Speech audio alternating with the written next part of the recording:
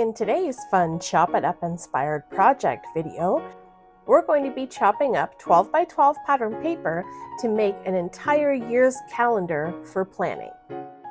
Hi, my name is Jenny and welcome to my channel where we share paper crafting ideas and inspiration. Thanks for joining me today.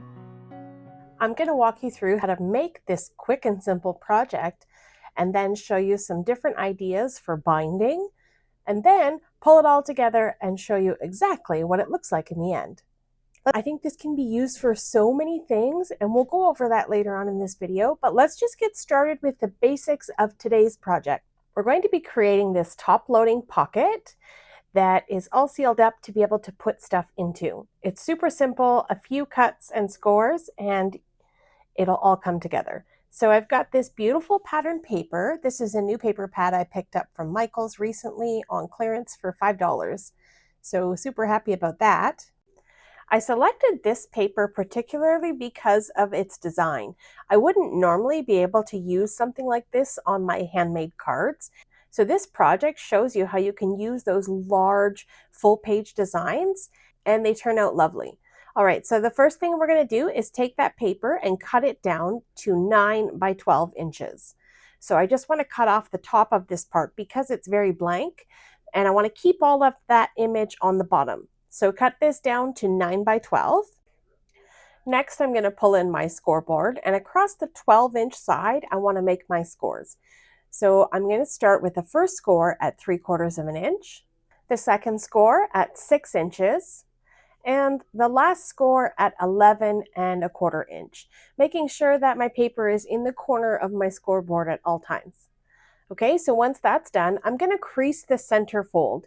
Want to make sure that everything is lined up nicely and get a nice sharp crease on that fold. Super simple. Next, I'm going to apply some glue. I'm just going to put my score tool on top of this white paper so my camera doesn't freak out. But so we're going to apply glue across the left-hand side and across the bottom.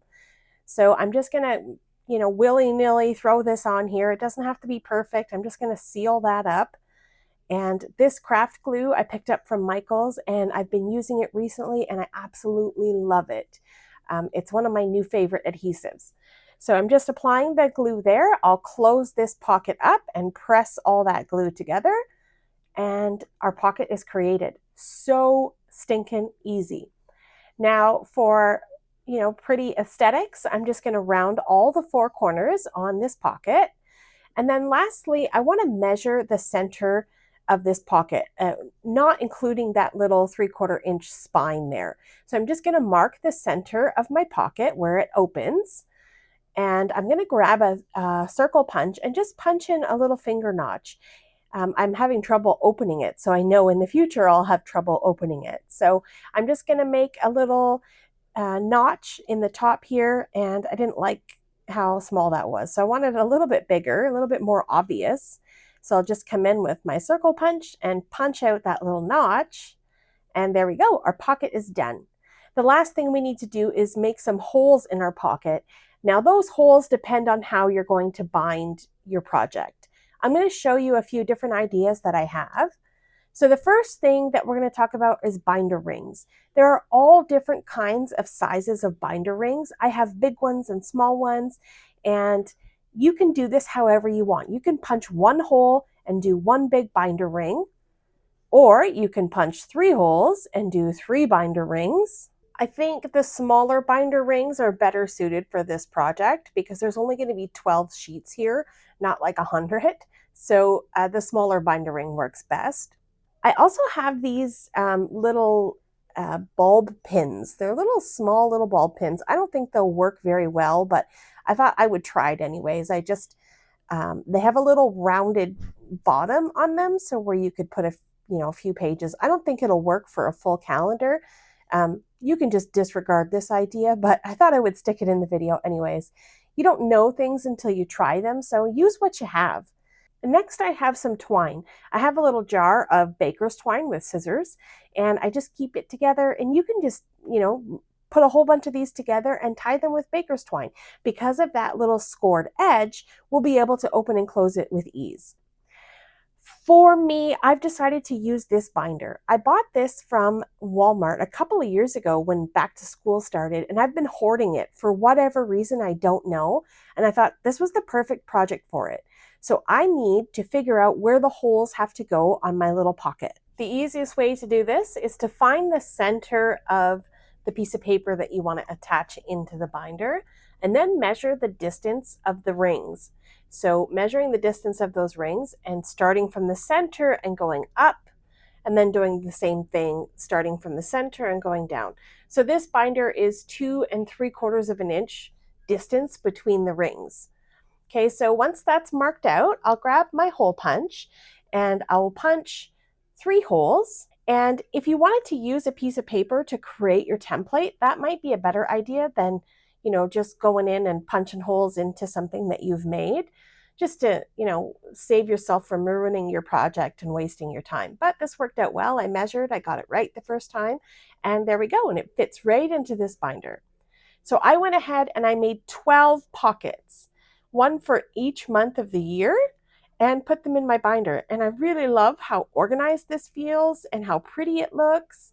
I feel like this project is so versatile and you can adapt it to so many different things. And we'll talk about that in just a minute.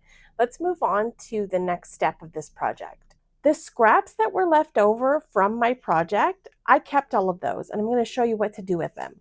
These scraps measure 3 by 12, so I'm going to cut them down to 8 inches. I'll have one piece that measures 8 by 3 and one piece that measures 4 by 3. Firstly, I'm going to turn the larger ones into tags. So I just take a tag chomper and cut the corners off of my tag. And then for the smaller piece, I'm going to use a stub punch and just punch the 4 corners out of those pieces. So I run through those scraps and do that for all of them. Now I have one tag and one label for each pocket. And I'll just go through the patterns and decide which tag and label I want for which pattern paper. So I mix them up so that they're not all the same and then they look pretty. And so this is what I do. I put one tag in, I'm going to glue this label down to the front, and then I'll do that for all 12 of my pockets, and then we'll move on to the final step. So I've got all of my labels and pockets together. This is what it looks like so far. I love the way this looks. This binder now has something in it and it's been sitting empty forever. So the next step, I'm going to do some stamping. I've got a stamp set from scrapbook.com that has all the months of the year. So I've just got a scratch piece of black cardstock. I'll load those stamps up onto the door of my MISTI, and I'm going to use some anti-static powder to treat my paper so that my embossing powder only sticks where I want it to go.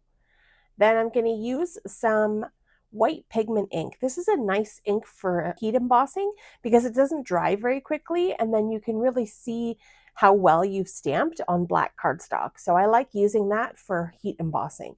So I'll just close the door of the MISTI and press. And if you need to, you can do it twice. This turned out very well the first time. So I've just got a scratch piece of paper. I'm sprinkling my gold embossing powder. This is a fine detail embossing powder from Gina K Designs. And I'm just sprinkling it over my words. I'll tap off any excess. And I've got a little tiny paintbrush where I can sweep away any excess little bits that I don't want, that shouldn't be there. And then I'll grab my heat gun, which is off to the side warming up. I like my heat gun to be good and hot before I bring it to my paper. I'll just clean up here, funnel that embossing powder back in the jar so that I don't blow it all over the place with my heat gun. Okay, so here we go. I'm just going to heat emboss all of these. And if you don't know, now you know. This is the part that hooks people into paper crafting. When you see heat embossing for the first time, watching that granular powder turn into this beautiful gold embossed detail, it's something special. So I just wanted to give you a real close-up of that. If you've never seen heat embossing before, you definitely need to try it because it's wonderful. Okay, so I've got all of my months heat embossed. I'm going to cut these into little strips, and I'm just using the guide of my trimmer to, get a perfect measurement so that the letters are nice and straight and the size of the labels are all symmetrical. So every time I have a new label, they're all going to be the same. So on the ends, I just use scissors to trim them out if they're not centered or anything, but as long as they're straight, it's easy for me to just trim off those edges. Okay, so we'll start with January, and I'll glue that right down into the center of my pretty little label here. You could embellish this, you could level this up, you could do so many different things with these pockets. It doesn't have to be months of the year. But in my case, I thought that months of the year would be great for several things. One idea is for birthdays. You could put a whole year of all your family's birthdays so that you know what cards you need to make for that month. So if you're struggling and you want to feel crafty in your space, you could pull out your binder and you can see what cards you need to make for that year. You could also create checklists for the cards that you've made for 2025, whatever, and just make little notes and you can slip it into that same pocket. This also works well for monthly purchases. If you like to keep track of your crafty expenses, you can use this little pocket to write in all the purchases you've bought this month, or even goals. You can put in goals of the things that you want to do this month. It doesn't have to be for crafting, but this idea is just so versatile. It's great for so many different things. I'm also showing you what it looks like binded with the binder rings. That looks just as well, and it works lovely. So yeah, those are some of the ideas that I have. If you have some ideas of what you could use with these pockets, put it in the description box down below. I'd love to hear your ideas. Sometimes people think about different things and maybe something that somebody else wouldn't think of. So it's nice to share that with our crafty community. Okay, so that's going to be it for today's video. I hope that you enjoyed this fun Chop It Up inspired project. If you haven't subscribed to my channel, please do. I'd love to have you along my card making journey. Coming up on screen are some videos I think you may enjoy, including the full playlist for Chop It Up inspired projects. Have yourself a lovely day, and I'll see you in the next one. Bye!